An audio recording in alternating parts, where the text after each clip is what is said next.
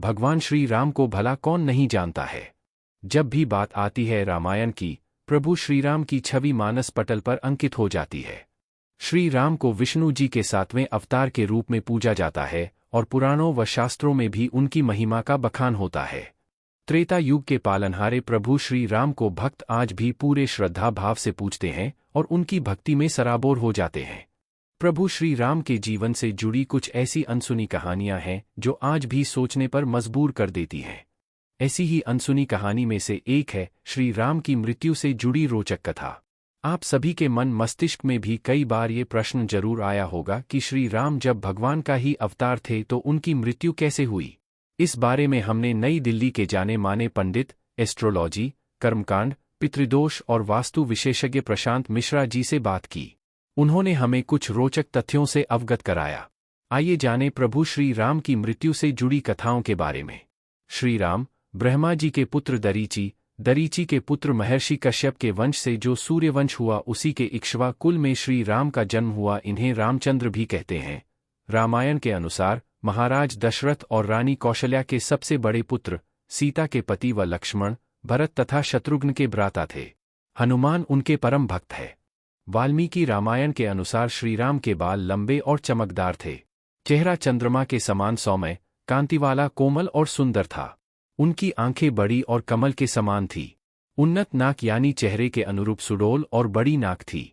रामायण और अन्य पुराणों के मुताबिक प्रभु श्रीराम का जन्म 5114 ईसा पूर्व हुआ था। प्रभु श्रीराम अयोध्या के राजा दशरथ के बड़े बेटे थे। उन्हें भगवान विष्णु का अवतार कहा जाता है। यही नहीं, उनके विशेष कृत्यों की वजह से उन्हें मर्यादा पुरुषोत्तम के नाम से भी जाना जाता है। प्रभु श्रीराम से अयोध्यावासी काफी प्यार करते थे और उनके वनवास जाते ही वो अत्यंत दुखी हो गए। प्रभु श्रीराम की मृत्यु से जुड़ी कई कथाएं प्रचलित हैं। एक कथा के अनुसार सीता ने अपने दोनों बच्चों लव और कुश को प्रभु श्रीराम को सौंपा और धरती माता के साथ जमीन में समा गईं। सीता के जाने से प्रभु श्रीराम इतने दुखी हो गए कि उन्होंने यमराज से सहमति लेकर सरयू नदी में जल समाधि ले ली। भगवान श्री राम ने धरती पर 1000 वर्षों से भी ज्यादा समय तक शासन किया। अपने इस लंबे शासकाल में भगवान राम ने कई ऐसे काम किए जिन्होंने हिंदू धर्म को एक गौरवमयी इतिहास प्रदान किया। भगवान श्री राम के बारे में महर्षि वाल्मीकि द्वारा अनेक कथाएं लिखी गई हैं। वाल्मीकि के अलावा प्रसिद्ध महाकवि तुलसीदास ने भी श्री राम के महत्व को लोगों को समझाया है।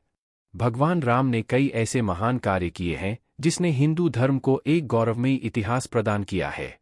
भगवान विष्णु ने राम बनकर असुरों का संहार करने के लिए पृथ्वी पर जन्म लिया। भगवान श्री राम ने मातृ पितृ भक्ति के चलते अपने पिता राजा दशरथ के एक आदेश पर 14 वर्ष तक वनवास काटा। नैतिकता, वीरता, कर्तव्यपरायणता के जो उदाहरण भगवान राम ने प्रस्तुत किए वह बाद में मानव जीवन के लिए मार्गदर्शक बन गए। भगवान राम अपनी प्रजा को हर तरह से सुखी रखना चाहते थे। उनकी धारणा थी कि जिस राजा के शासन में प्रजा दुखी रहती है वह राजा नरक भोगी होता है। महाकवि तुलसीदास जी ने रामचरितमानस में रामराज्य की विशद चर्चा की है। माना जाता है कि अयोध्या में 11,000 वर्षों तक भगवान राम का दिव्य शासन रहा। वनवास के दौरान भगवान श्री राम ने देश के सभी आदिवासियों और दलितों को संगठित करने का कार्य किया और उनको जीवन जीने की शिक्षा दी। उन्होंने देश के सभी संतों और उनके आश्रमों को राक्षसों, दैत्यों के आतंक से बचाया था। अपने 14 वर्ष के वनवास के दौरान भगवान राम ने भारत की सभी जातियों और संप्रदायों को एक सूत्र में बांधने का कार्य किया। चित्रकूट में रहकर भी उन्होंने धर्म और कर्म की शिक्षा दीक्षा ली। भगवान राम ने भारत भर में भ्रमण कर भारतीय आदिवासी, जनजाति, पहाड़ी और समुद्री लोगों के बीच सत्य, प्रेम, मर्यादा और सेवा का संदेश फैलाया और यही कारण था कि राम का जब रावण से युद्ध हुआ तो सभी तरह की अनार्य जातियों ने राम का साथ दिया। भगवान श्री राम कहते हैं कि पृथ्वी लोक एक ऐसा लोक है जहां जो भी आता है उसे एक दिन वापस लौटना ही होता है। ठीक इसी तरह श्री राम भी अपना मानवीय रूप त्याग कर अपने वास्तविक स्वरूप विष्णु का रूप धारण कर बैकुंठ धाम की ओर चले गए। पंडित प्रशांत मिश्रा जी बताते हैं कि पद्म पुराण के अनुसार भगवान राम जब अपना अवतार काल समाप्त करके एक ऋषि का रूप धारण करके आए तब काल यानी यमराज भी एक ऋषि के रूप में आए और उन्होंने राम जी से बात करने का आग्रह किया। तब श्री राम ने काल से कहा कि कोई हमारे बीच न आए। उस समय प्रभु श्री राम ने भ्राता लक्ष्मण से कहा कि वो एकांत चाहते हैं और काल से वार्तालाप करना चाहते हैं। इसलिए आप दरवाजे पर खड़े हो जाएं जिससे कोई भीतर प्रवेश न कर सके। इतनी देर में ऋषि दुर्वासा वहां आ गए और राम जी से मिलने का आग्रह करने लगे। लक्ष्मण जी के मना करने पर भी ऋषि नहीं माने और क्रोधित होकर बात करने लगे। लक्ष्मण जी दुर्वासा के क्रोध से बचने के लिए कमरे में प्रवेश कर गए जहां श्री राम वार्तालाप कर रहे थे। ये देखकर श्री राम भी लक्ष्मण पर कुपित हुए और उन्हें मृत्यु दंड न देकर देश निकाला दे दिया।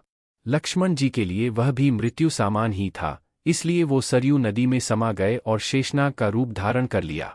भाई की जल समाधि से आहत होकर श्रीराम ने भी जल समाधि का निर्णय लिया। वो सरयू नदी के अंदर गए और भगवान विष्णु का अवतार ले लिया।